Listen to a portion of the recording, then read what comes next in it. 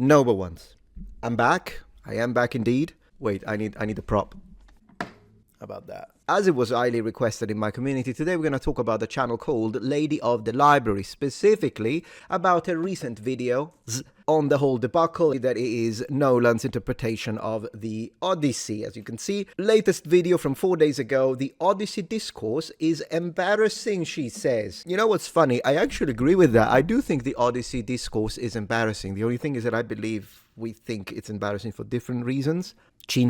Cynthia, I don't know how you pronounce it, but if I can use your name, I hope you don't mind. And that is not the only video that she made on the Odyssey, because 4 months ago, she actually made a video called We Need to Talk About Nolan's Odyssey trailer. Yeah, tell me about it. Anyways, before we jump into it, I just want to say this very quickly, okay? Today, I'm actually going to disagree with her quite a bit, because we're going to focus on two things. Thing number one, what counts as an embarrassing critique when it comes to the Odyssey, and what counts as an appropriate critique of said work, debauchery. Nolan! But mostly we're going to address Emily Wilson's translation of the Odyssey, which the Lady of the Library defends, and I'm going to attack. With that being said, please don't go harass her, okay? Be nice in the comments, because I just want to say it. I kind of like her channel. I like her presentation style. She sounds like a very intelligent, very learned woman. I appreciate her passion for the classics, given she's very left-wing. And usually left-wingers in the context of history and culture piss me off, but I'm going to try. I'm going to try and be nice. I'm going to try and be respectful, okay? I'll do my best. I mean, I can't promise anything. I'm Italian.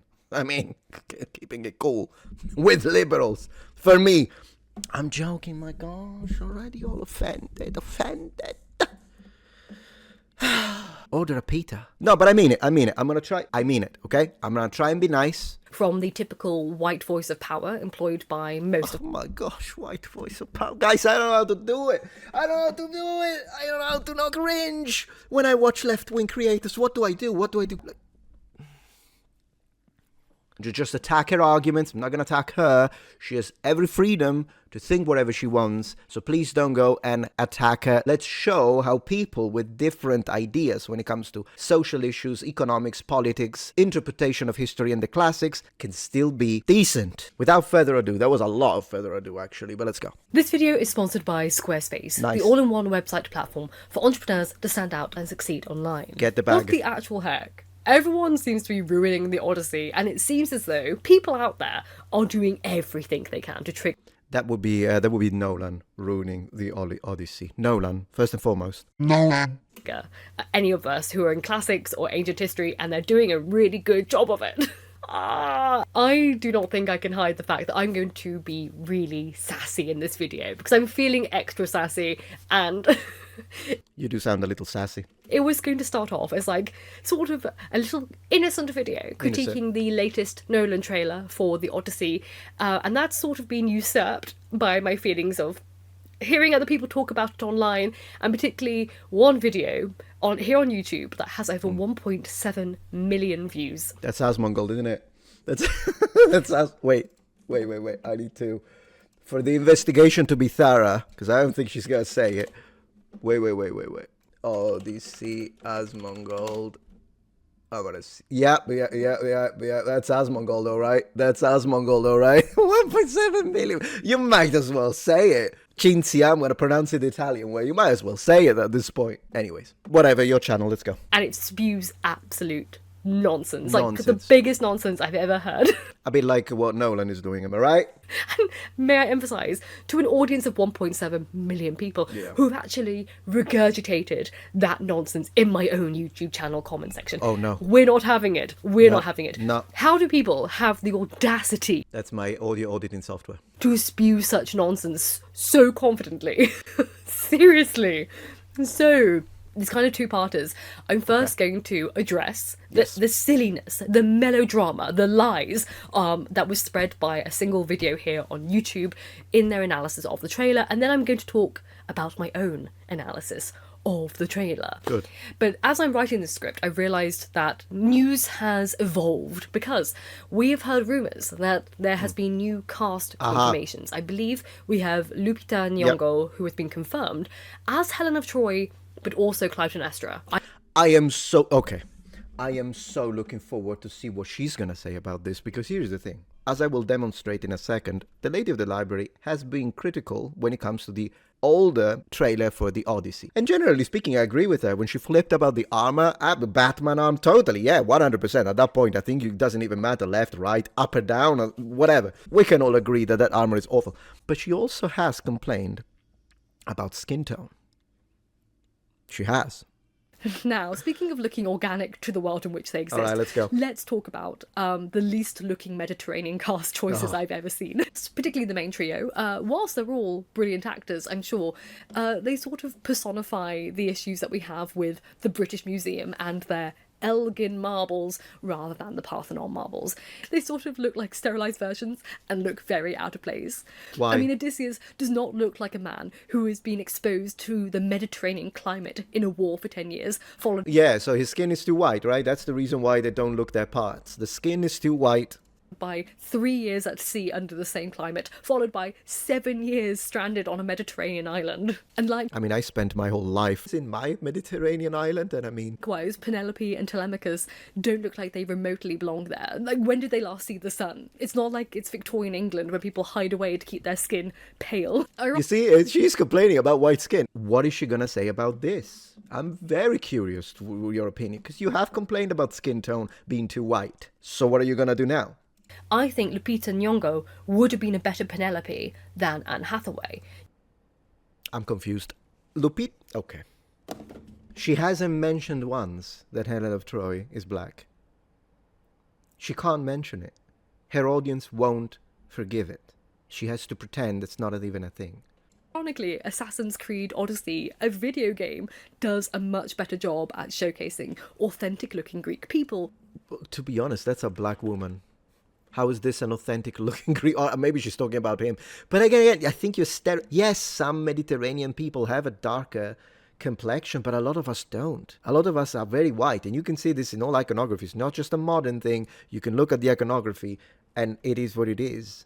People than this film. At least they look like they have been in the sun. And Yeah. honestly, it would have been nice to have some Greek or Mediterranean actors in this film. So I agree with this statement. That's lovely. Okay? I agree with this statement. But you are complaining about the white skin a lot. So now someone has to beg the question. If having too white a skin makes you an inappropriate casting for ancient Greeks, then how on green planet Earth doesn't being a black African make you inappropriate as a casting choice? Obviously that follows logical sense, but she can't say it.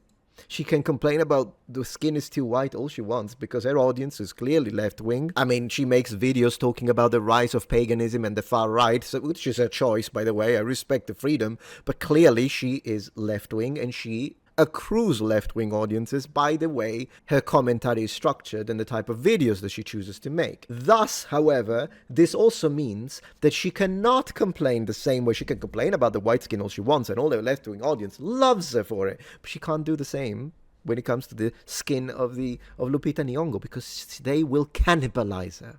They will eat her alive, and she knows it. You think it's not true what I'm saying? Then do it. Do the same. Make a video dedicated to the casting specifically of Lupita Nyong'o, and at this point Zendaya, and tell us why their skin color is not appropriate. Because you see, I can do it all I want, because I don't pander. So I've complained about things that I knew people on the right wouldn't have liked, and I still did it. And I complained about things and not knowing that people on the left will call me all sorts of things, racist and this and that, and I still do it because I don't care. I have no one to control my words and my thoughts. I can respect my audience because they watch my content, but part of that respect is I don't pander. What are you demonstrating? Like, I'm not trying to attack you, okay? I'm not trying to be disrespectful to you, but I'm giving you an honest critique here. You can prove me wrong anytime. Complain the same way about Lupita Nyong'o as you have about the white skin of the actors. Then I'll be like, I'll take it back, guys. She did it. She did say that was not, but she can't. She can't do it because she'd be eaten alive. Because on left-wing circles, you have to, it's like a cult. You have a certain number of things that are acceptable, defend minorities and all that stuff. But one thing is not acceptable, is to complain about a casting choice when it's a black woman. You can't do it. Or a black man. You can't do it. She's not allowed to do it. And so she won't. She's not free. It's because at this point then, don't criticize any skin. But you do criticize the white skin. You do. It's not like Nolan needs big cast names to pull people in to see any film of his. Like, he is the name of itself. And once again, these main characters, exempt from the gods and the mythological creatures, they're not fantasy characters. They are based on real peoples and their culture. So it would have been nice if they looked remotely like they lived in the environment. Exactly. The environment, as the ancients tell us, does not, of ancient Greece and the Mediterranean, does not make your skin black, does it? Does not turn you into a black African. I'm using your own words, lady. I'm mounting my attack to your argument, using your own words, because you don't stick to them. I agree with your statements, but you don't. Because if you did, you would complain about both Zendaya and Lupita Nyong'o. But you can't. Okay, with Telemachus, I can give it to you. Yeah, if you're a man in ancient Greece, someone who spends a lot of time outside, you should be tanned. I agree with that. Although then again, spend a few days. It needs to be contextualized, right? Because the skin can absolutely become pale again if they are, for instance, imprisoned and they don't leave a cell. Whatever. Penelope, though, Greek women of high status absolutely should have a white skin. So there's that. Mediterraneans are white. We do tan.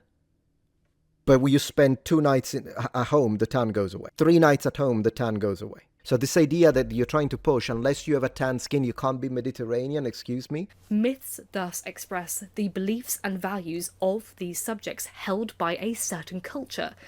In other words, a myth is not a fantasy. It is rooted in reality, and the supernatural elements of them are merely placeholders explaining how reality is shaped by the real peoples who told these stories, who AKA the Greeks? did not have the archaeological or scientific understanding of the world we have today. Therefore, to ignore the real significance of the Bronze Age, the Bronze Age peoples of the Odyssey, their mechanical, scientific and aesthetic realities, their beliefs, their modes of transport, the limitations of their industry and production processes, Armor, how they looked, how they dressed, how or they how they looked. fought, is to ignore the Odyssey entirely. So why aren't you complaining about the race swapping then? That's exactly ignoring how they looked. Isn't it? How they look, how they look. I mean, come on. I'm using your own words. I'm using your own words. I agree with you. But you don't agree with you. That's the problem. And to erase its historical and cultural significance for the benefit of oneself at a disservice to a text to which we owe centuries of culture and literature. Based. Yes, exactly. That's what. But when we say this, you tell us that we are. Oh, why are you complaining? That's. You see, I agree with that statement. History, mythology, culture should be respected and represented as accurately as possible. But you only draw the line with the armor. You say that you draw the line with the way people looked, but then you don't. You only complain about white skin, but you never complain about Lupita Nyong'o. Why is that? Why aren't you following your own thought process? Because I complain about everything. I complain about everything. I complain about the rim on a shield and the rivets. If they're not historically accurate, I want to flip that table. But I also complain about the race swapping. You only do with white skin, interestingly enough. I need to do a whole video on my analysis of the cast, including my own analysis of who I would have cast in particular roles. I think I had a better cast choice, but, you know... I believe that. I truly believe it. Anyone would have a better casting choice. My fruit vendor and fishmongers in Sicily barely speak Italian. They could totally have a better cast choice. We're not going to focus on cast choices in this video, because really, my main goal with this video is to put to bed this stupid rumour and this stupid nonsense lies that have been spread by a single YouTube video and potentially also Reddit. Because, quite frankly... Oh, no, Reddit. No, not Reddit. Oh, she said Reddit. She said, oh, gosh. Absolutely not. Lady of the Library, next time you're going to mention Reddit on your videos, tell me beforehand so I prepare the crucifix. Thank you. Reddit. I still don't know why she just won't say it's Asmongold. It's not like any views that me or you can present when it comes to talking about him is going to change his empire. Anyways, plus I think Asmongold is based, but that's a different situation. I mean, it's kind of whatever. She doesn't want to say it. She doesn't want to say it. It's causing a lot of damage, and it's making people think that they know things that they don't. They don't. So allow me, I'm afraid, to be extra sassy in this video. But you know me, what I'm going to say is I always emphasize this in my videos. I hope that comes across as Okay. I always aim to critique or look analytically at the actions and things people have said rather than the people themselves. I'm not interested in that. I'm interested good. entirely in actually the messages are being relayed and how they're being relayed, etc. You see, I appreciate that because unfortunately, in my experience with a lot of left-leaning or left-wing creators, now they start calling you a bigot, they call you a racist. So at least if she's attacking the argument for once instead of the person or try to do character assassination, she didn't do that, did she? She didn't talk about us, so she didn't even mention him. I appreciate it. Points to you, Lady of the Library. Points to you. Okay. I never want to mention channels or creators, although in this instance it may be quite obvious because they're a big creator, but I hope they realise that I'm just here to critique the flaws in one's argument or the misinformation one is spreading. Given on my side of politics, there are people that call everyone woke. I get it, okay? How about we attack arguments? So that's what I'm going to do with her, okay? Not going to call her anything, apart from Lady of the Library, I guess. That one I did call her Lady of the Library. Because to anyone who has actually read the Odyssey, they were talking absolute out of their bottom in this video. And unfortunately, the things that they said would perpetuate misogynistic ideas about women, particularly in academia. So I'm confused, though, because we're talking about ancient Greece, right? How do you get more misogynistic than ancient Greeks? Just asking for a friend. Just asking for a friend. please allow me to just pop this chap in their place for just a hot minute, okay? Please. But not in a critical way, No. at a drivel. Now we have to talk about it. So please allow me the floor to just I've allowed you 3 times. decimate their sentiments. Let's see. So the video that I'm discussing was just a critique of the trailer. It was absolutely largely fine. I naturally agreed with many of their takes regarding the aesthetics of the movie. Thank you. But then the creator caught me off guard by saying something about Emily Wilson's translation of the Odyssey. Here we go. Meat and bones of this video. Do not click away. The translation which Nolan has apparently used when working on the film. Gee, I wonder why. So they go on to say that the film is based on a translation from Greek by the British writer Emily Wilson. Yeah. And they say the following, quote, "Why exactly does this matter? Well, because Emily Wilson just so happens to be a hardcore progressive feminist who specifically set out to reimagine Homer's text through a female-coded, gender-critical, postmodernist lens, because of course she did, basically stretching the very limits of the original text to bend it around modern sensibilities." I'm just going to say, a little over-exaggerated, but generally true. So let's see how she debunks this. And to that I say, what a load of melodramatic nonsense. Melodramatic nonsense is, I like that. Tell me you've never read a single translation of the Odyssey without telling me you've never read a single translation of the Odyssey. I'm interested in this claim, actually, because I kind of agree with that statement, though, by Asmongold. So, and I have. It's not just that I just read the Odyssey, I grew up with it. That's what my mom read to me, the Odyssey, the Iliad, and the Aeneid, as I was growing up in Sicily. That's what I grew up with. And then every Italian child reads them at school. So double. I'm curious to see, because she says if you agree with that statement, you have never read the Odyssey. To me, that's a fallacious argument and in fact a non sequitur.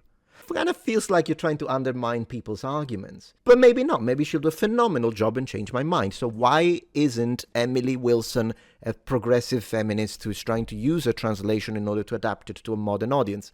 Please. Particularly, tell me you've never read Emily Wilson's translation of the Odyssey. How do people have the absolute audacity to say such things about text they've never read? Because it makes them look like a real fool, quite frankly. And I can say this as someone who has read 5 translations of the Odyssey, and I've read it at least 10 times over the past decade. And I don't like being brutal, but everything the person said in this section of their video was completely idiotic and untrue. Okay, let's see. No, Emily Wilson's translation is not a reimagining, and it's not a retelling.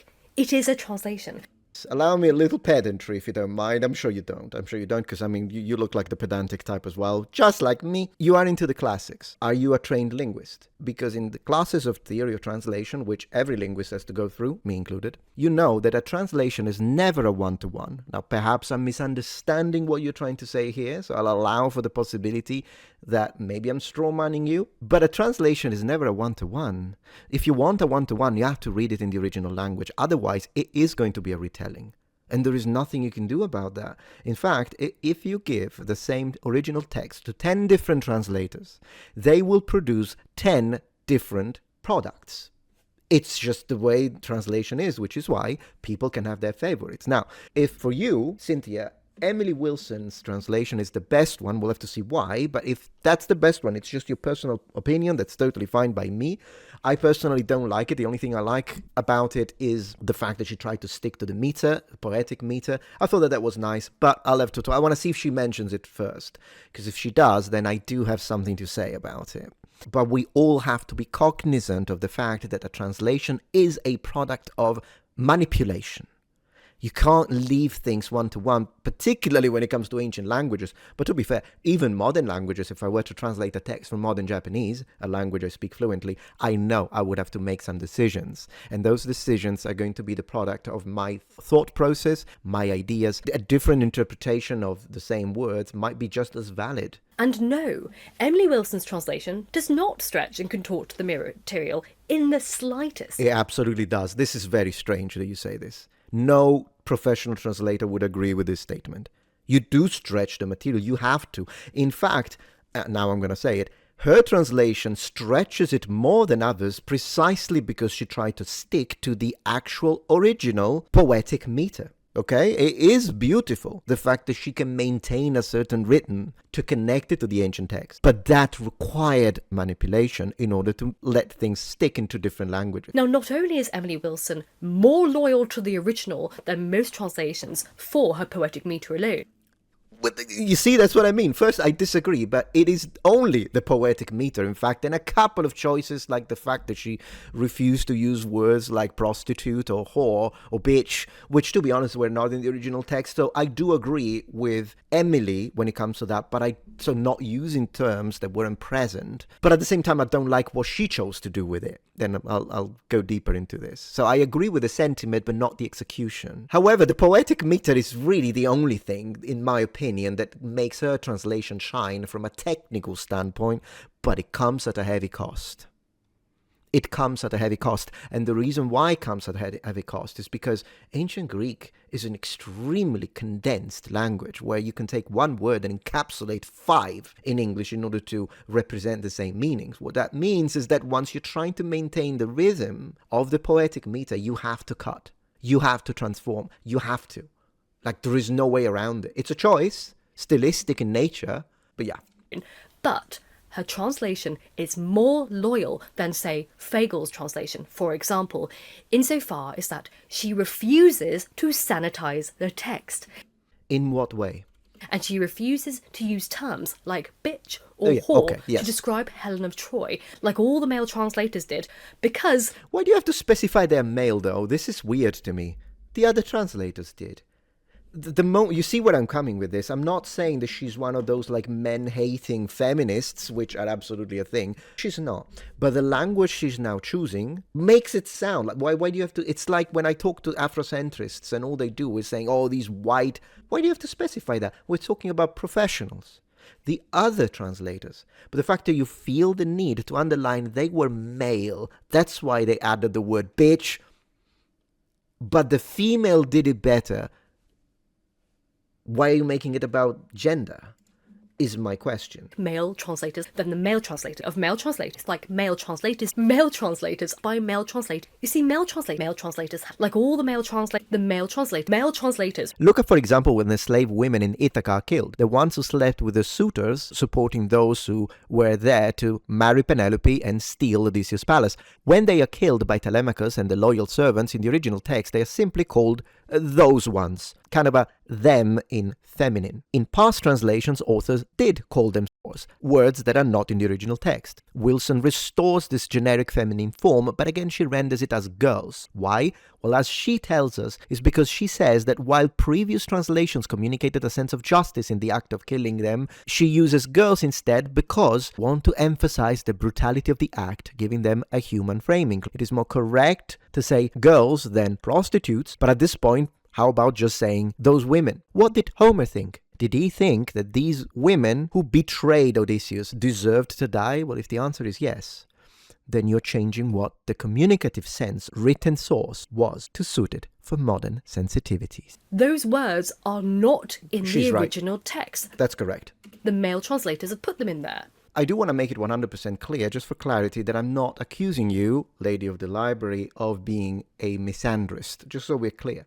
But I do want to point out this logical inconsistency in your thought process, specifically when it comes to your argument against, say, Asmongold. You say that what Asmongold said was embarrassing, incorrect, wrong, because what he's saying, generally speaking, is that Emily Wilson's translation is wrong because she is a feminist progressive woman who is projecting her own ideas and politics into the text. You say that that's out of place, yet that's exactly what you're doing with the other previous male translators. No, literally it's the same. You are saying that the previous translations were not as good, and in fact a few times you don't like them at all, because they are male, you specified it 15 times by now, and because you think they are projecting their own politics and ideas onto the text. So it's really the same thing in reverse. At least the framing of the critique is the same. Gender and political ideas projected onto the text. There are more records of male translators removing things they didn't like from it, or sugarcoating or softening the translations of the Odyssey to appease their contemporary audiences at the time, than there is any evidence of Emily Wilson doing that at all. So in my advice, in the future, when you're so eager to take the opportunity to try and take down a woman and reduce decades of academic work in... It's not about taking down a woman. Now you're misrepresenting Asmongold's take. Given Asmongold is not a classicist, and I don't think that he has read the text differently from me and you. But he was not trying to take down a woman. I mean, let's be honest about this. Why did Nolan choose that text? Can you, with a straight face, tell me it's not for politics? And if it is for politics, which it is, I mean, Hollywood is extremely left-wing, very progressive, in fact, and all they do is race swap and gender swap and push political ideas that are absolutely contemporary and not appropriate for the period. In fact, they cast ethnic groups that are not appropriate to the period.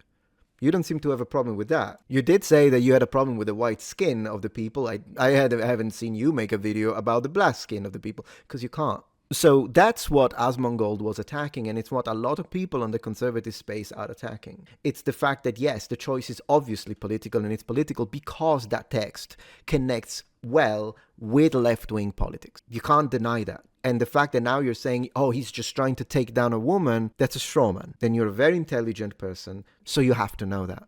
To a misogynistic talking point to foam at the mouth over how wokeness is ruining the literary canon.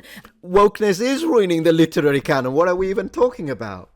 That's exactly what's happening. Even if you could successfully prove that this is not one of those cases, this is wokeness ruining the literary canon. You cannot say otherwise. You can say you agree with it, you love it, you absolutely, then you'll have to defend why you love it, because honestly, you can't love the classics and the misinterpretation of the classics at the same time. It's one or the other. This is DI tick boxes. This is a lie. So do we love the truth or no? You can race swap all the white characters out, but do not touch the black characters. No race swapping on the other direction. I think it's an awful take, because it's anti-equality of treatment. My position, you don't race swap anything, black or white. You know what Hollywood is doing. And all modern media perhaps actually read the text that you're so eager to defend before spewing nonsense and fanning the flames for other uneducated, women-hating people in your comment section to feel justified in their disdain for educated women and anyone of a marginalised status. Do you guys think that that applies to me? It's just a question, because of course she's talking about Asmongold. I don't think Asmongold hates women. I don't think Asmongold hates people of marginalized status, and I think that this is very disrespectful. You are in fact a lady of the if you notice, for instance, that doesn't apply to me, and yet I agree with him. So how do you reconcile? It's either I'm a liar and in fact I hate all marginalized groups, okay? Or you will have to reconcile that. How is it possible that me, I don't hate women and I don't hate marginalized groups? Why do I agree with him? First. Second, and in fact, it's defamatory in nature towards Asmongold. Does he hate people of marginalized status? Or is he fed up with people calling him a racist to a point he has accepted the title? This whole thing that you guys say, oh, people of marginalized status, you can be you want to cast someone of marginalized status, cast Michelangelo. Michelangelo was quite obviously homosexual. You want to cast a gay man, cast him. Don't turn a straight man gay, which is what people do. Don't change the facts of history. Don't tell me that the Vikings, not her, but I'm saying the left in general, don't tell us that the Vikings were transgender. It's nonsense. What is, in fact, I'm going to ask you this directly, since you're into the classics, you're into history, I imagine. What do you think of Emperor Elagabalus? Was he transgender? So the real contention here is actually over the word, the ancient Greek word kunopes, which Dogface. translates to dog face. Yeah. And when using this term, dog face, Yes. the vast majority of male translators have always said bitch or whore. But Emily Wilson doesn't use that. She uses the term dog face, and in doing so, she is more accurate, not less accurate, and more honest to the original translators than the male translators have been. I love that she keeps saying the male translators. I'm just, okay, pulling your leg a little bit. We'll circle back to the whore, bitch situation, because there is something that she did, and for some reason you're not mentioning it. So I'm going to have to discuss it, and then I want to see what you think about the term slave. Because that's when she modified the test, in fact, a lot. So it's either you're not going to cover it, or if you are going to cover it, it's going to be really difficult to defend intellectually. You see, male translators have, more often than not, casually slipped in misogynistic terms into the text with their translation Again, we're talking ancient Greece here, right? that weren't there in the original. And this is emphasised by the fact that they don't call Agamemnon a bitch or a whore. But you know what? They totally should have. Oh, that would have been glorious. Could you imagine Achilles going to Agamemnon and saying, Agamemnon, you're my bitch. You're my bitch. And Agamemnon goes, what are you on about? Shut up, whore. Get dressed for battle, whore. I'm now going to petition for the intro. She's right? We need equality, okay? So if we're calling Helen of Troy a bitch, we should totally call Agamemnon a whore. I'm for it. I'm all for it. Next translation, I want Agamemnon to be my bitch. That's how it's going to be. That's what I think. Thank you. Please. Despite the ancient Greek word kunopes being employed against him by Achilles, the same word that they then chose to translate into bitch and whore when dealing with Helen. Now, Emily Wilson doesn't do that, not because she was catering to modern woke sensibilities, but because she was being academically honest and thorough and loyal to the text. Right, but that's not the reason why she then introduced the word slave when it wasn't present in the original text. And I have an interview that demonstrates why she did it, and it wasn't for academic honesty.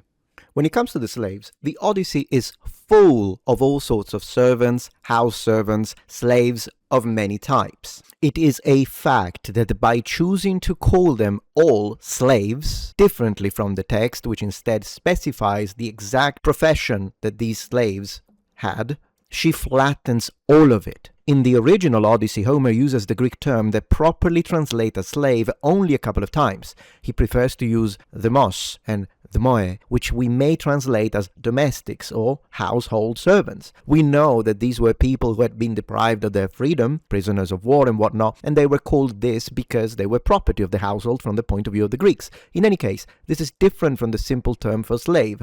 That could be someone who breaks stones, someone who plows the land, another type of slave. Instead, the Odyssey tells us what these people do. The armory keeper, the swineherd, the hall keeper, the domestic servant, the one who brings food, a female attendant, household woman, maid servant, nurse, housekeeper, herdsman, etc. Wilson often foregrounds the fact that this person is enslaved by using slave or slave girl, but removing the information that was presented from the original text. Just to give you two ideas, Eurycleia is not just generically a slave, she is Odysseus' old nurse, bought by Laertes, honored in the household and entrusted with intimate family duties. Her Greek identity is shaped by both enslavement and role. She is a nurse, household elder, and a slave woman. Eumaeus, the swineherd, is also a slave, but his function is highly specific. He's not merely a slave, he's the loyal pig herder, a manager of Odysseus' livestock. And all of this is lost when she just decides to call them all slaves, differently from Homer. This is an incorrect form of translation from any point of view that is professional.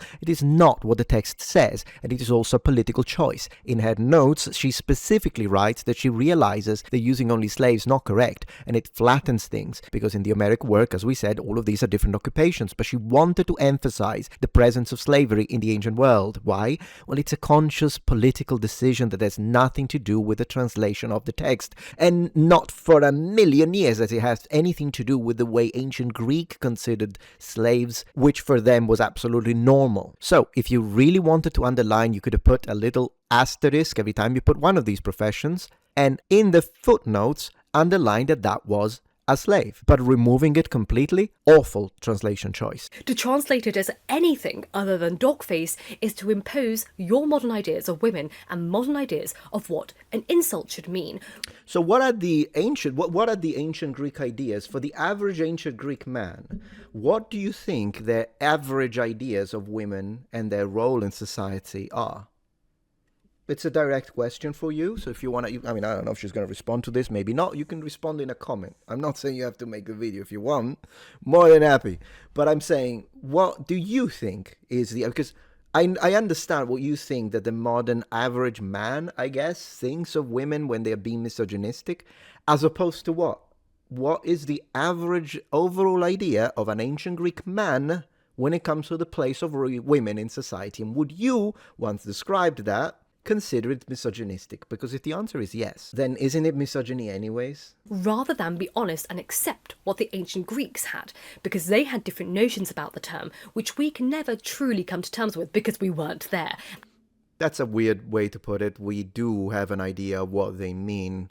In fact, as someone who's into history, possibly historiography, ancient classics, it is kind of a strange argument to present. Well, you weren't there, so you can't really know. Right, that defeats the entirety of academia then, but we do know.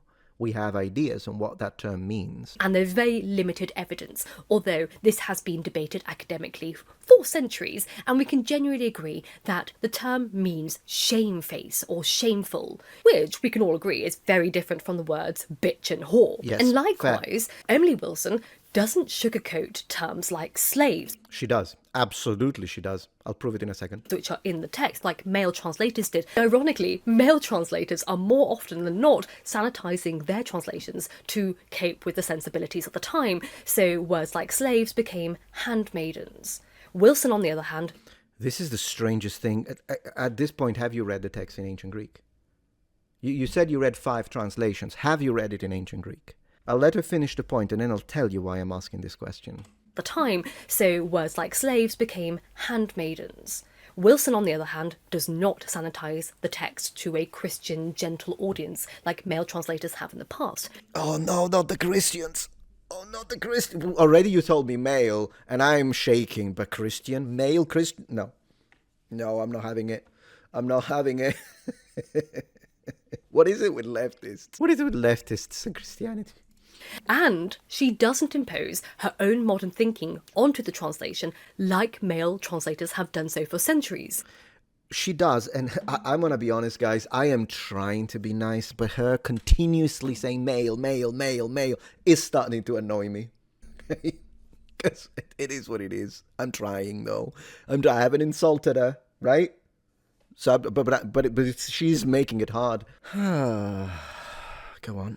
Ironically, people who slag off Wilson's translation is because they haven't read it, whereas if they had read it, they would know that Wilson's translation is one of the greatest translations in English.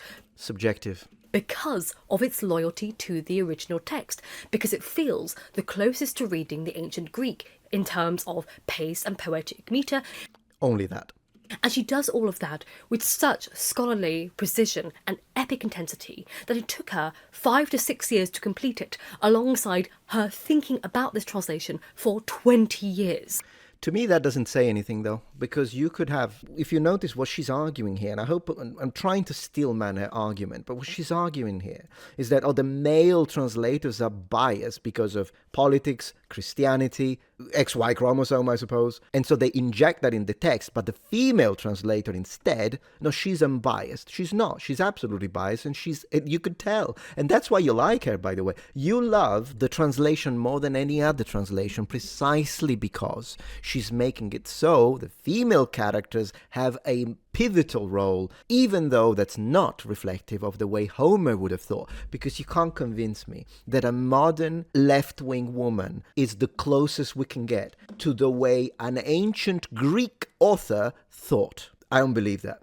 Like, absolutely not. Additionally, what's wonderful about Wilson's translation is that it's written in plain contemporary language, which makes it one of the most accessible and easy to read translations out there. Yeah, she does simplify a great deal by using a more colloquial language, a choice that I personally don't like. On the one hand, the rhythm and musicality are there, but the terms she uses within the structure are very simple. It's easier to read, but look at the opening. The epithet polytropos in the classical translation is a man of many-sided cunnings, or the man of many turns, a person with many facets, a person who does many things, a multi-sided intelligence. She translates it as a complicated man. I find it ugly, but it has specific connotations, feminist ones, negative if you will. A translation in very poor taste. But I want you to focus on this, guys. This is the, sorry for covering disrespecting again. Look at this. You know when I was telling you that the complexity of ancient and the richness of ancient Greek words requires many extra words in English and even in Italian, which is the original translations that I've read, in order to convey the identical meaning. And in fact, if you notice, Emily Wilson's translation is the shortest. It is the shortest precisely because she has to cut around in order to maintain the rhythm, because she's using a completely different language. Now, stylistically, this is an impressive work. I appreciate the thought process that went into this and the understanding of the poetic meter. However, look at the length. Just like any work of translation, Wilson's translations has pros and cons. As we said, one of the pros was the fact that she tried to maintain the original meter, but she still had to change it, so she's not reproducing Homer's meter exactly. She's creating an English equivalent, so the same number of lines as Homer, which is interesting, but not identical. Not only that, but as explained, this was a very demanding choice because Homeric Greek can pack more into a line than English can. Princeton's write-up on Wilson makes this point directly. He says, English often needs more syllables to express the same idea, while Wilson's pentameter line has fewer syllables than Homer's Greek. Of course, I'm not saying that she tried to remove events, full-on scenes, or plot points, but this cost is real and is found at a level of texture, repeated epithets, doubled adjectives, particles, formulaic redundancy, and other descriptive amplifications. Imagine, for instance, when Homer uses two words to express the concept of sweet, while Winston only chooses to use one. She's cutting. Homer uses dense phrases such as sped safely and surely. Wilson compresses it to adapt it to the needs of the translation into English, saying sped straight ahead. The original is 10 times better. It is a trade-off. You can like it or dislike it. Look at the length. She has to have removed. It comes at a cost. So how can it also be the closest to the original language? It's the logics begin to break down. Also, notice how different they are. And this is once again strengthening the original argument that we do study in theory of translation when we go into language learning, because every translation is a work of interpretation and it has to modify the original core language in order to contextualize it in a way that makes sense in the receiving or target language. That's how translation works.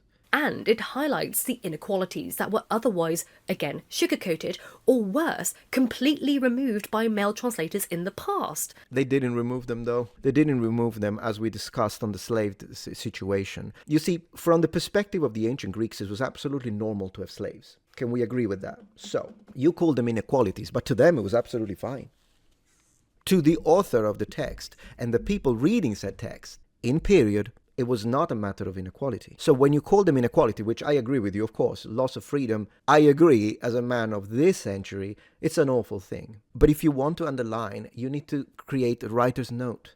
Add writer's note. Don't change the text to highlight those inequalities, because then you are applying, absolutely, you are projecting your modernist understanding onto the past. And if that's the route we're going, then how do you justify the translations that we currently have when it comes to the De Bello Gallico by Julius Caesar? Because that text constantly, Julius Caesar mutilated people for rebelling, destroyed entire villages, annihilated and conquered civilization. Should we condemn and replace the words in order to underline the utter awful aspect of expansionistic war of a republic of classical antiquity?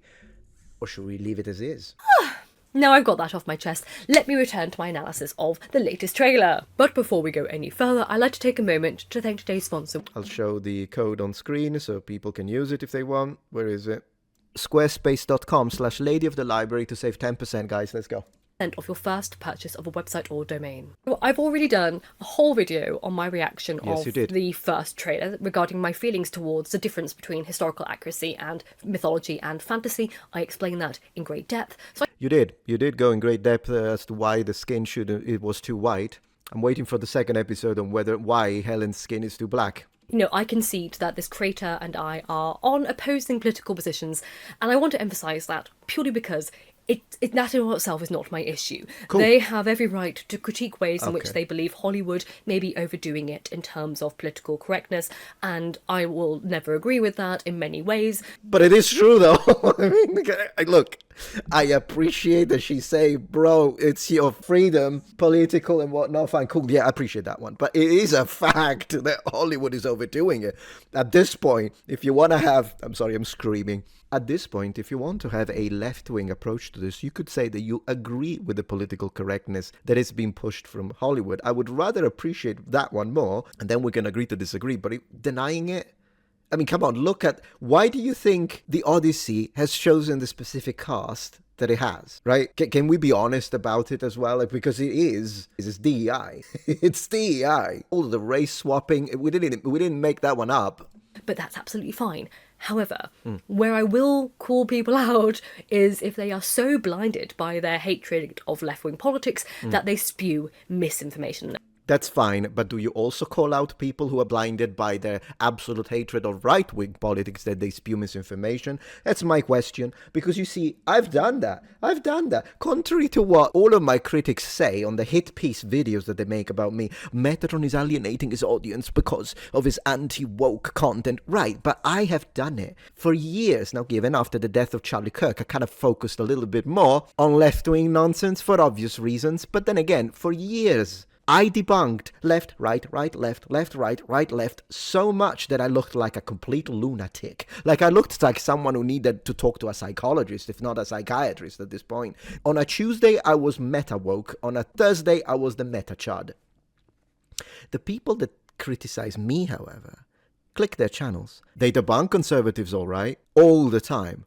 Not a single video when they debunk someone of their own. You know who the exception is? Shoe on Head, which is why I like her very much. She debunks her own. Just saying. I shan't repeat the foundations of my thoughts here, although we will see many disappointing elements from that trailer True. repeated in this trailer. I mean, my initial understanding of the trailer is that it is incredibly dull. It's terribly dull. Right. There is nothing exciting about this. True. For such an exciting story, the trailer is not selling it to me at all. Mm-hmm. And also, I agree with other people. The accents were initially a shock to me. I wasn't expecting Nolan to enforce such a pronounced American accent upon his cast. I suppose it's nice, maybe, to break away from the typical white voice of power employed by most of... Oh my gosh, white voice of power. Guys, I don't know how to do it. I don't know how to not cringe when I watch left-wing creators. What do I do? Because I want to be open-minded. I want to listen to people with different opinions. What the heck is white voice of power, though?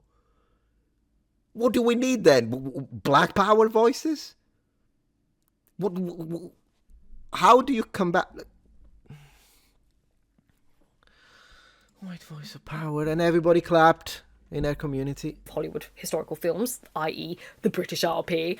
Though my main gripe there is that if you're going to give the cast, American accents, don't make Odysseus have a Boston accent, because we all know Ithaca is in New York.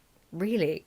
I can understand why the American accent felt a little... Both the Boston accent and the New York accent traditionally are non-rhotic, though, so if you really want to make that distinction, it should be given a California accent then. A little bit jarring to a lot of us. I think we've become more comfortable with historical films set in ancient Europe being given a British RP accent.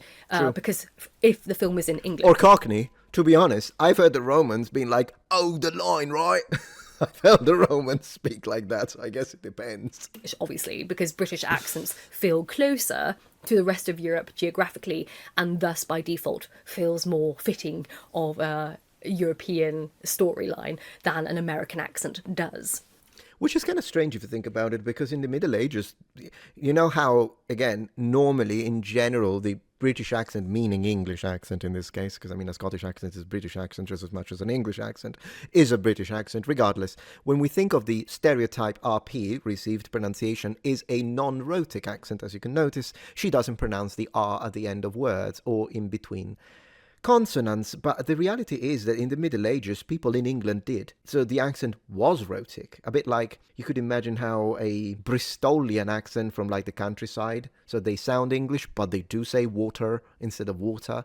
So believe it or not, the fact that American accents, at least general American, do have the rhotic component makes it closer to the way people spoke in period. Though that does bring me on to the daddy issues, Please. which has got everyone talking about. So a very notable clip in this trailer is Antinous, played by Robert Pattinson, is confronting Telemachus, who is played by Spider-Man, I can't remember his name, and then Robert Pattinson's character Antinous tells Telemachus, oh, you're just a boy pining for his daddy, to which then Telemachus retorts, my dad is on his way home. Everyone, including myself, felt that was incredibly strange. It was. Now here I am again to defend. Wilson's translation does not use the word dad or daddy at all. She uses the word father, not just because it's the formality of Telemachus being a prince of Ithaca, but it's also because it's a translation of the word pater.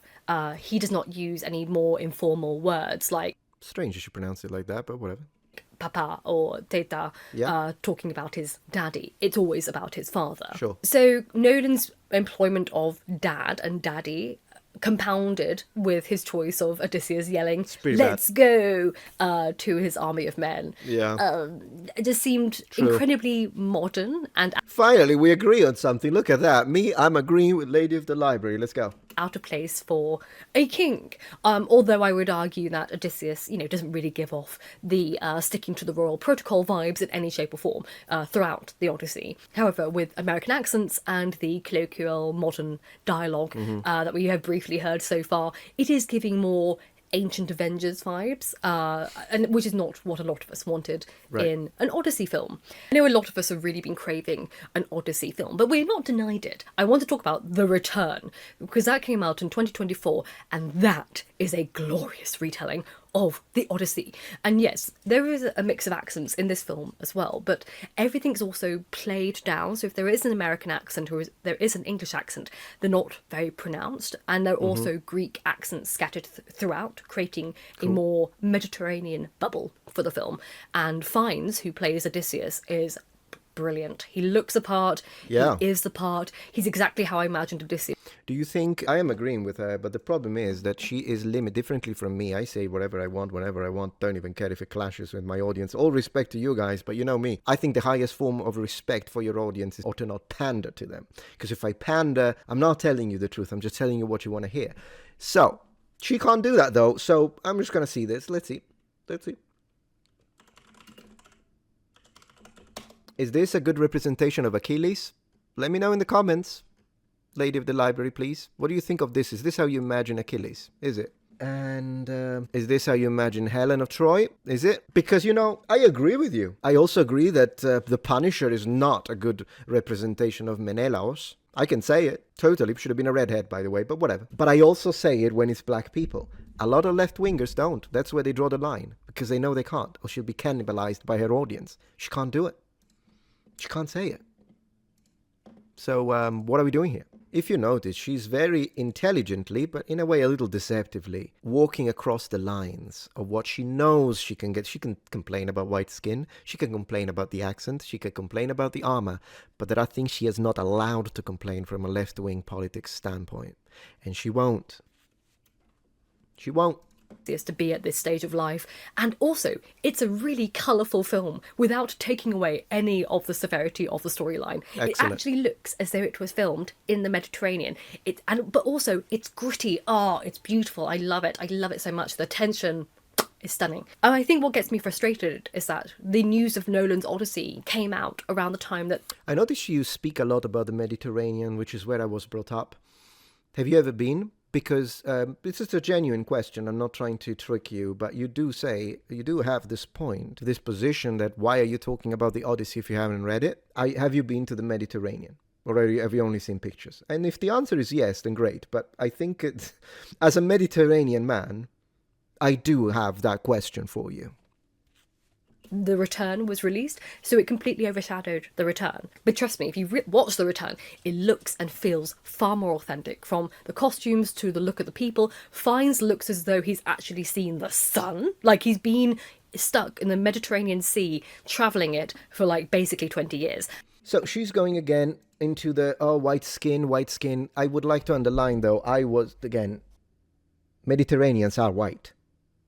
We do tan, but when you spend 2 nights at home, the tan goes away. 3 nights at home, the tan goes away. So this idea that you're trying to push, unless you have a tan skin, you can't be Mediterranean, excuse me. I am darker than an Irishman or a Germanic from Scandinavia. Sure, but then again. Unlike Damon, who looks like he hasn't seen the sun in 20 years.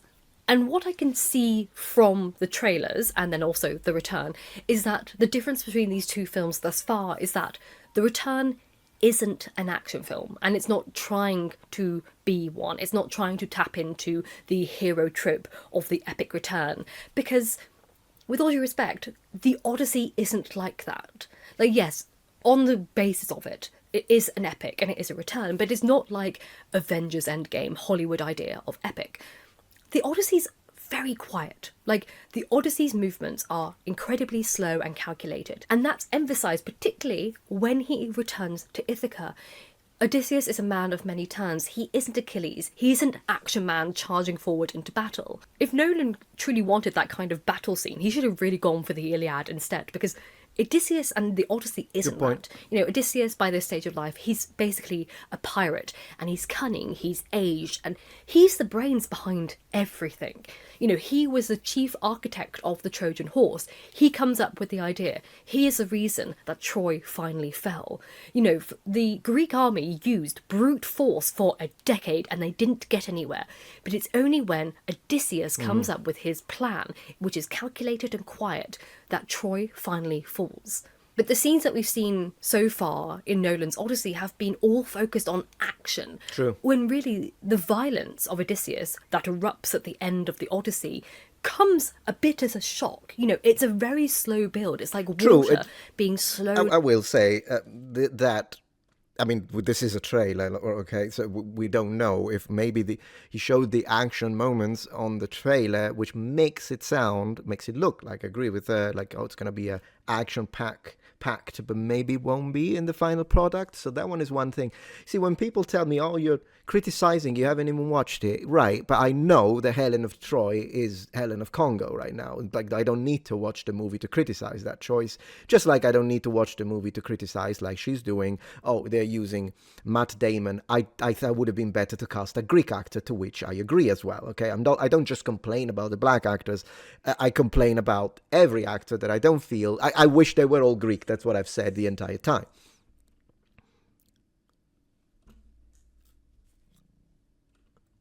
But when it comes to the action, who knows? We'll have to wait for that. And slowly heated for years and years and years, and then suddenly it's at boiling point, and it's spewing, and it's gory, and it's violent, and it's really intense, because we've seen a pretty damn calm man until that point. Now, how can you build up to that climax in Nolan's Odyssey when it's evidently forefronting battle and action hero montages over the subtlety of both Odysseus and Penelope's very slow building plans? And speaking of battles, there's a lot more armour in this film than I expected to see. I already talked about my ideas on the Batman armour and Odysseus' armour already in the last video, yes. But in this recent trailer we see new armour. We have these armour... Oh no. I thought I was done with the giants. Come on now. Give me a break. Men in a forest whom I'm going to guess are the Lystragonians, the men-eating giants in the Odyssey. I don't know who else they can be. I could be completely wrong there. No, I think you're right. But if they are the Lystragonians, putting them in armour is just a bit jarring, really, because... And the century of that armour, can we talk about that? They no longer feel like mythological monsters. They just feel like any other army of men. From the 16th century, though. Let's talk about the actual silver armour itself, because obviously steel did exist in Bronze Age Greece, even though it's Bronze Age. It did exist, but as you can tell from the name, it was exceptionally rare. It's more of a novelty that was produced accidentally by smelting iron ore, and that didn't exist enough. You know, there weren't enough accidents to have made the quantities to create thousands of pieces of armour. So again, the armour looks anachronistic here. Though again, playing devil's advocate, perhaps that's what he was going for. You know, perhaps the mythical... You literally, there's no way to justify that choice. I'm sorry. No way. It's awful, it's terrible, it's mechas, it's nothing. There's no way to justify the late 16th century Italian barbutes. Just don't. Logical element of these creatures for Nolan is their employment of steel and their access to it. I know it's tenuous, but maybe that signals their mythological status, right. even though it would be incredibly subtle and not quite so obvious to the majority of people. And again, looking at them just aesthetically, not analysing it very deeply, it looks medieval from a first. It looks like shit. Glance. But yes, and I'm not sure if that's something a Nolan will play with in this film. Are they all time traveling? Is that why, you know, we could see Batman armor that's been clearly oh, that's why. Okay, it's from Queens. No, that's Spider-Man. Printed, or medieval style steel armor in another scene. I'm not really sure. So Agamemnon teleported from Gotham City. You heard it here first, guys. With this idea that I'm throwing out there, hypothetically, is that yes, medieval looking armor would look very mythical and magical to a Bronze Age Greek, but in a film for a modern audience, it just looks like a mismatch of really strange historical timepieces. AKA shit. We have Viking ships, we have 3D printed armour, we have steel medieval armour. Yeah. It is like a whole prop cupboard from a school was raided to make this film happen. I don't understand the inconsistencies here. Tell me about it. And for me personally, I would want to make the monsters look like their powers. You know, nothing about these men, if they are the Lystragonians, scream men-eating giants to me. True. You know, I'd give them like big mouths and teeth, you know, but maybe that's what's hiding under their helmets. But still, it's just not giving me mythological monsters, but they may not be the Lystragonians. That's just me throwing... Okay, but who the heck are they then? Seriously? Out ideas. I can't think what they are. Space but Marines. In general, you know, we obviously see the Cyclops a little bit in both trailers, but nothing about this is screaming luscious mythology. You know, what we've seen from, I think, Cersei's Island, it's bland. It's like a bland desert. There is nothing on there. It looks like a new installment of the Dune film series, like Dune Part 7 BCE. That is, yeah, oh my gosh, of course she uses BCE. Yeah, I mean, good idea. Dune Part 7 BC.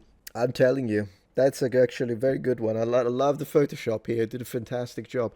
You know what they should have done? If we're going to talk about Photoshopping, just get... And she will appreciate, I think. She probably hates me for everything else I said, but she might appreciate this one. They should have made the sea wine dark in color. Give it a little purple.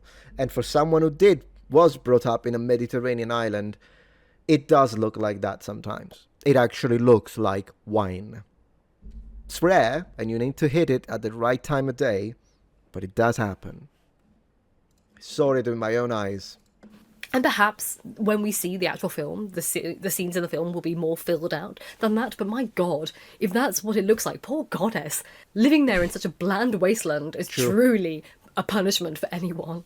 And of course, again, biggest gripe of my life, bloody monochrome statues. We see Odysseus cutting off the head of a bloody monochrome. It should be completely painted, she's right. Polychromy is a characteristic of Mediterranean classical statuary and architectural buildings as well. Everything was in colour. Statue instead of the beautiful polychrome that it should have been, because heaven forbid Hollywood accepts that the ancient world had a personality. True. It's not garish just because it doesn't match the elitist maturity associated with the marbles adorning the British Museum. They had colour once upon a time. Give them paint, gild them, dress them in garments and cloth like they had. You know, that's what it looked like. That's true. I mean, the only highlight of the trailer was the baby Argos, the sweetest little bean in all of ancient mythology. And if Nolan creates a film where the audience doesn't sob their hearts out at his death, then that will be proof that he has no idea about the Odyssey, because no one can even read that passage without crying. And I'd comment more on Penelope and Telemachus, but really, there's not much to say. They all look incredibly bland, and I can tell that despite the Botox paralysing her forehead, that Anne Hathaway is really giving it her all. But aside from that, You know, I agree with that. It's terrible. The Botox is terrible. I'm surprised she says that, though. I mean, we agree, lady of the library, but isn't that like a woman's independence to be able to do what she wants and feel the Botox in the lips and the forehead? I mean, I'm surprised you say that, but great, we agree on that. What's your opinion on the septum rings? Then I wonder if we agree on that one too. you know, they just, it looks so blah. If Blah, the casting yeah. is true, in my opinion, Nolan's missed lots of opportunities to actually have a really interesting, diverse cast. Why diverse? It needs to be Greek. Why does it have to be diverse? Only when it's European, Mediterranean at this point, cultures. Why don't we? I don't want a diverse cast. I want a Greek-looking cast. Not diverse. It doesn't need to be diverse. Why? And by the way, where are the Asians at this point? Why isn't there a Korean actor that's disrespectful to Koreans? No, we don't need a diverse cast for this, just as much as we don't need a diverse cast for Shaka Zulu. Because for Shaka Zulu, the cast needs to be all black, except for the British soldiers. When you do the battle, then you need British guys. That's how it works. Because if we want to do a diverse cast for that story, then Shaka Zulu is going to be played by a blonde guy. Then you've got half the tribe. You've got some people are Mongolian, some people are English, some people are German. You don't understand why is the Zulu played by a German guy, but then the English guy is played by an Asian. I mean, it's a mess, isn't it? But it's never going to happen because they never want diversity on stories that aren't white. He's done it in the really backwards way. He's done it in a rage baity way. When his spoiler for my discussion, I think Lupita Nyong'o would have been a better Penelope than Anne Hathaway. I'm confused. Lupita? Okay. Lupita Nyong'o. How about we don't race swap? How about that? I mean, you complained literally about the white skin. It's too white, too white. But Lupita Nyong'o will be a good Penelope? Why? Why on green planet Earth can you say this with a straight face without being virtue signaling? It's disrespectful to the Greeks. You say you love the Greek classics. Do you love the Greek people? They can't all possibly be MAGA in Greece, right? And yet there are a lot of Greeks that are offended by this. What about Greek representation? What about Greek representation? I swear. I don't know what to do. I keep ordering Greek food to support the local Greek community here of immigrants from Greece because I don't know what else to do. I make videos to defend them and I eat Greek food. Why doesn't anyone care about the Greeks? Because they're European? Because they're Southern Europeans like me? So we're not one of those oppressed minorities that you so strongly and bravely defend? Yeah, I'll never understand this. Like, it's the... I don't know. Isn't then better to say, guys, don't race swap anyone. If it's a black historical character, keep him black. And if it's white, keep him white. You could have swapped those two roles over and it would have been a better Penelope than Anne Hathaway. You could have swapped those two roles over and it would have made a far more interesting discussion, particularly regarding Helen of Troy and Penelope being opposites of each other. You know, the loyal wife versus the straying wife. They are perceived as complete opposites. I don't know what he's doing by making Helen of Troy and Clytemnestra look identical. See, do you see how she tiptoes? She hasn't mentioned once that Helen of Troy is black. She can't mention it. Her audience won't forgive it. She has to pretend it's not even a thing. So it didn't happen. No, I'm discussing the role, the personalities, everything but. And yet she does not use the same functions when it comes to the skin of the white actors. You'll have to explain this inconsistency of thought, Lady of the Library. Here is my question for you. Since you won't say it to yourself, what is your opinion on the casting of a black woman, Lupita Nyong'o, for Helen of Troy / Helen of Sparta? What do you think of that casting choice? Do you think that that's an appropriate casting? And if so, how do you then justify your personal liking of the one translation that you allegedly consider to be the best one because you say it's the most faithful to the original works? Shouldn't you then want to be faithful when it comes to the casting as well? Shouldn't we get a Greek woman? You can't say that you want respect for the original works and words of the ancients, but then you have zero problems with the casting of a black woman for a woman who wasn't black. in the original works. It's one or the other. They're mutually exclusive. Because that means there are two faces that could have launched 1,000 ships. I don't think that's really the point. I don't know. I have to write more about it. But they could have been way better choices that would have made for a more interesting cast. Tell me about it. That would have channeled a lot of misconceptions about ancient Greece, how diverse ancient Greece was, what the people were like. And he's just missed all those opportunities for a really Define diverse in the concept of ancient Greece. cheap-looking cast and a cheap-looking film thus far. Obviously, these are just trailers. I could be proven completely wrong, like I was with Wuthering Heights. It could be a really interesting film in its own way. I strongly doubt it. I don't know what he's doing, so these are just my initial thoughts. Yeah, what is he doing is exactly my question. But if you'd like me to talk about my cast ideas and what I Yes. think Nolan may have missed the opportunity to do with the cast, please let me know. I'm happy to do that video. Yes, and what I'm expecting, but you could prove me wrong, you will not mention black skin. Even if you make a dedicated video, you won't. Or if you will say, I don't really like the casting of Lupita Nyong'o for this role because of personality, the message, the idea, the linguistic stratification of it. But you will, it's like, I don't know what it is. At least say it. Say you have no problems with race swapping when it's black on white. You do have a problem if it's white on black. At least say it. If that's your position, say it. So then we know we can agree to disagree. It will be a very difficult position to defend if we are talking equality of treatment, but at least it's a sincere position. Because this idea that you guys, and when I say you guys, I mean left-wing people, this thing that you have to pretend it's not happening, or you have to be like, oh, I don't even see it, and stuff like that. I'm not trying to strawman her, but she did not address it once. In 2 videos, she complained about the white skin. She didn't say a word about a black casting, though. I'm not going to lean into rage baiting stuff because, with all due respect, a lot of people are all butthurt over nothing. Like, I'm sorry to say that the ancient world was far more diverse than you realise it was. I'm not going to cater to those sensibilities. The irony.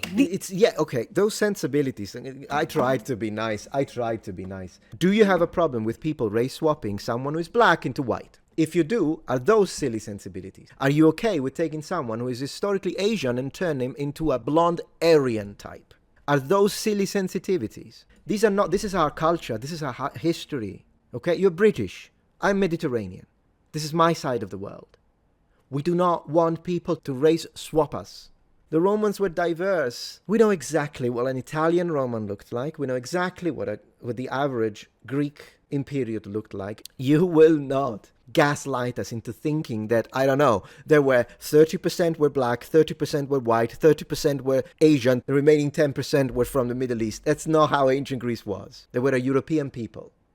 I'm not denying that there were black people living in the Empire of Rome or within Greece, but come on, I just can't stand it, guys. I just can't stand it. Like, I'm trying to be nice, the woman. I'm trying to be nice.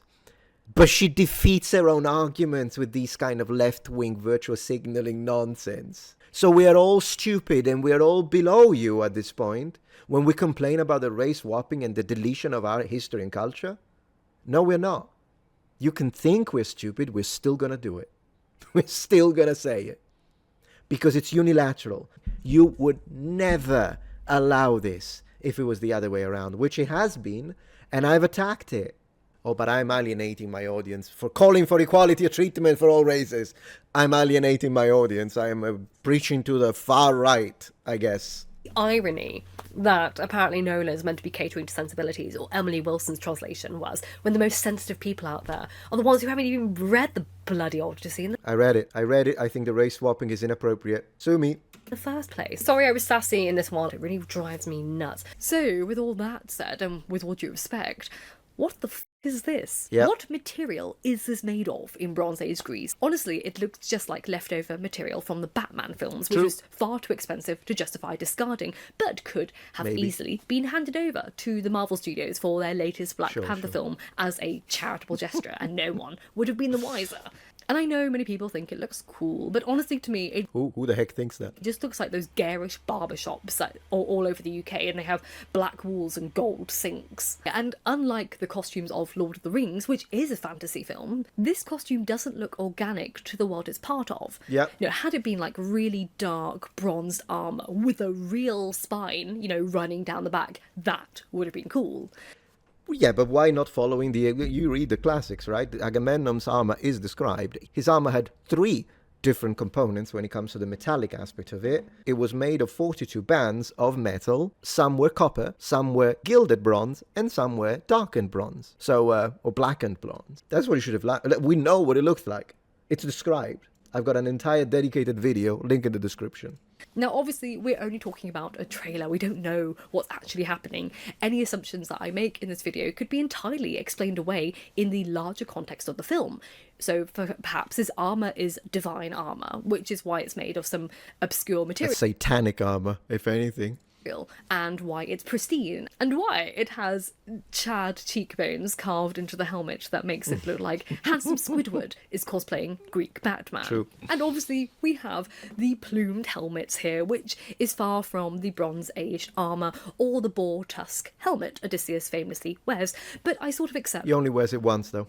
Only once in the text. that Hollywood loves a plumed helmet, and they always pick it for aesthetic reasons, Yep. even though I still think Bronze Age armour could have looked really cool if there was just a single... It shouldn't be the Dendra, though, as I was saying. First, this is too expensive for every soldier to have. It should only be for the elites. And by the time in which historical actual bubble of a few hundred years where the Odyssey actually takes place, we should have more bands because we already have the next evolutionary step from the Dendra panoply. But thank you as always for your support. Yeah, guys, I mean, what can I tell you? It is what I expected. Few things were fair, but a lot of it was monumentally biased in the left-wing perception in a way that it's indefensible. I asked you some direct questions, lady of the library. Let's see if you're going to address them.